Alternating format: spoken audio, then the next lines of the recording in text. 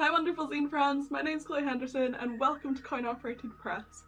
You might be able to tell already, but this video is going to be a little bit spooky as we are discussing the coinopress HALLOZINE Part 2. This zine is fantastic and I can't wait to get into it with you, so let's get started. So last year we made HALLOZINE Part 1 and this sold out incredibly fast. We got so many submissions, way more than we could ever have imagined, and this is our third print run of HALLOZINE Part 1. We still have a handful of copies in the shop, but because this did so well and we were just so blown away by all your guys' enthusiasm for Halloween, we thought it would be really fun to do HALLOZINE Part 2. So Coinoperatedpress has now been running past 2 Halloweens, which is super exciting. Can't believe we've been going for a whole year. And our first Halloween was this one, which you might remember if you're a follower of Coinoperatedpress. We made this obviously in October of last year, and this is the cover, and we wanted to go for a similar theme with our new Halloween. So this is them side by side. You can see we've got similar vibes. I'm just flipping through HALLOZINE Part 1 and it's really lovely to see everyone who has resubmitted to HALLOZINE Part 2, and we just want to really thank you for your continued support. Sharon McHale, your poetry in Part 1 was lovely, and Sharon has been an amazing support, so we really love Sharon for that. We also have Sasha Sabin Callahan, I need to get your name right there. We absolutely love Sasha's collage work. It's just lovely to see everyone resubmitting again and continuing to support us. Erica Rosa does amazing photography, and we've included Erica in a lot of our zines as well. There's so many beautiful things. This is one of my favourite ones from Part 1. It's really cute. And it was really nice to see the mix and the diversity of the different types of submissions we would get, because we would get really creepy and quite disturbing and scary submissions, which we loved, and then we would get really cutesy Halloween illustrations and poems and things. So it's really cool to see how different people interpret the theme that we go for. So with this first one, it is, I think, 34 pages long. Oh, I can't remember, don't quote me on that one. But for this one we got about 30 submissions, which at the time we thought was amazing. We were completely blown away. This Halloween that we did was the most submissions we'd ever had so far, and it was fantastic and we were so excited, and the quality of work in this one was amazing and we just had such a good response to it. So of course we wanted to do a second one for this Halloween. And as you might be able to tell from looking at the edges, this one is a hell of a lot thicker.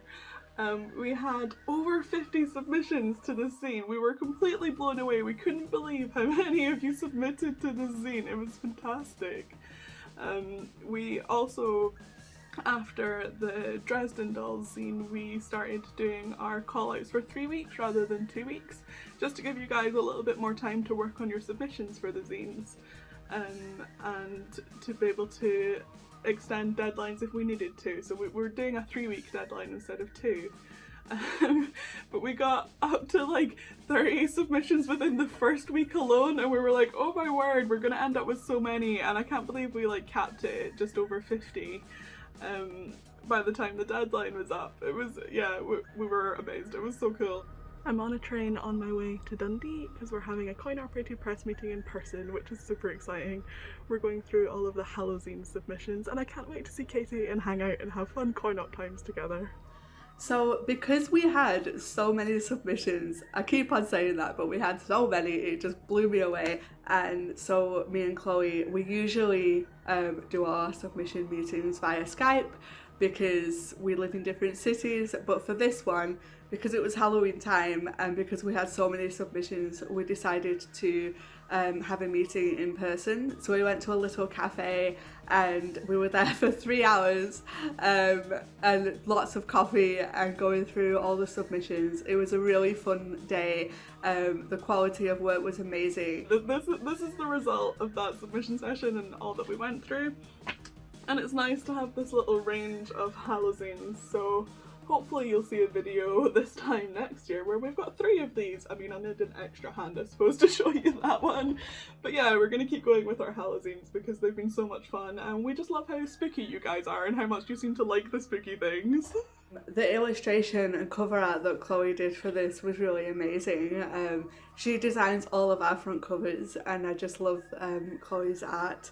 HALLOZINE is always a fun one to illustrate, and I can't wait to see the finished result when the physical thing shows up on our doorstep.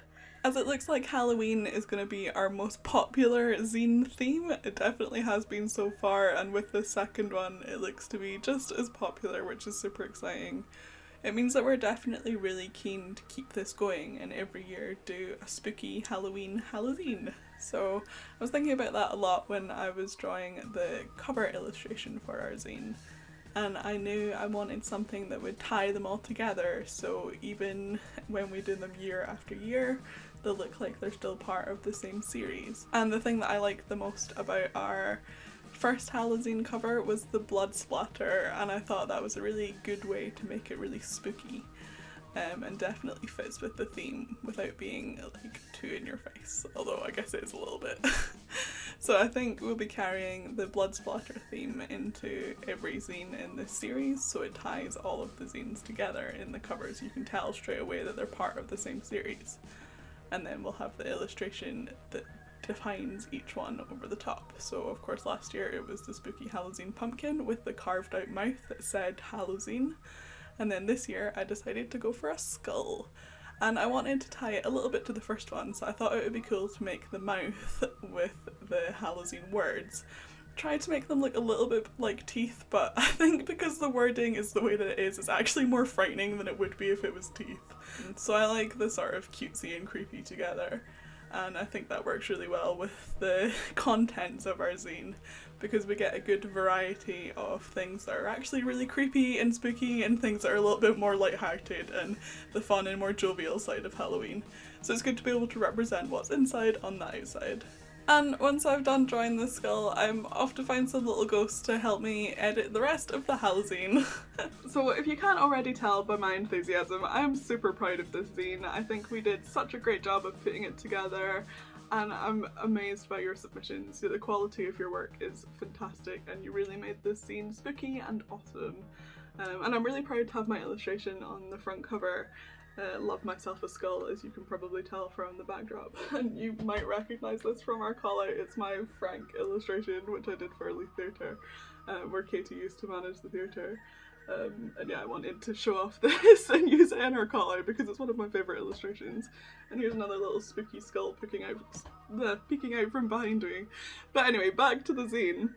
So we did something a little bit different with this one. We have started using so black backgrounds are something that we've done for a little bit. We did it with the Dresden Dolls one, and with our Earth scene there was a few black backgrounds, but in this one we've started to use a little bit of colour to go onto our background. So this one, for example, nice and red, I felt like that went really well with that one.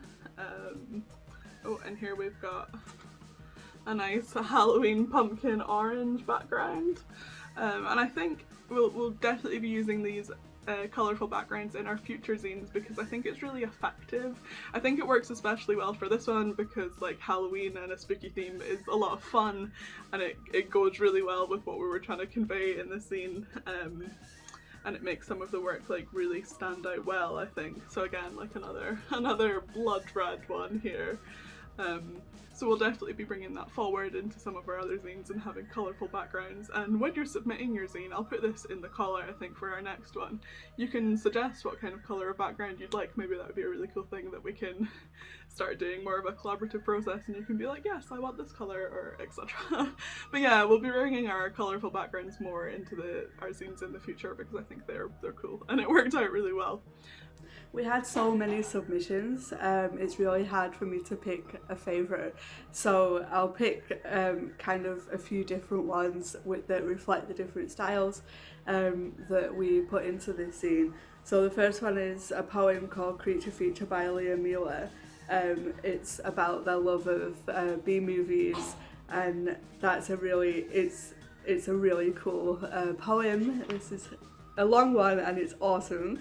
And then this photography by Craig Reed I thought was amazing and very, very cute. I want to do this next Halloween. And then we have so much writing. Doug Hawley wrote a really cool short story called Violators, and the one by Casey Skills Laws, I tell him I will never eat him, is a really like, it's awesome short story. And then this photography by Jason Wyman is Queerly Complex, is so cool. And of course I already showed it you the very first page. How cool is this? This is by Lee Davenport and it's amazing. Sherry Squiddles Bruce as well submits very often. We always love Sherry's artwork, and this is Sherry's piece for HALLOZINE Part 2. Thank you so much to all of our submissions. I seriously can't pick one favourite. I'm just flipping through and being like, this one, there's just so many. We really, really appreciate everyone who has submitted to this zine. But yeah, I am super proud of this one. I think it turned out really well. I love the spookier zines, as you can maybe tell from the clothes that I managed to find just in my wardrobe to fill with this. So we'll definitely be doing another Halloween zine next year, so do make sure you're following all of our socials so you can keep up to date with us and find out when we put out that call out next year if you want to be in our next Halloween. And if you want to grab a copy of this Halloween, or this Halloween, or maybe both if you're feeling extra spooky, you can check out the link in the description down below, as I will leave it to our shop, and you can buy these zines, and there's some spooky pins and stickers and loads of other wonderful things in our shop as well to do with the Hallowines. So I'll leave that link to them down in the description below and you can check it out. I hope you enjoy. So we've worked up quite a collection of Halloween goodies, as well as our 2 HALLOZINES. We have some spooky stickers and some cool badges that Chloe designed. We really appreciate all the supporters that we have over on Patreon.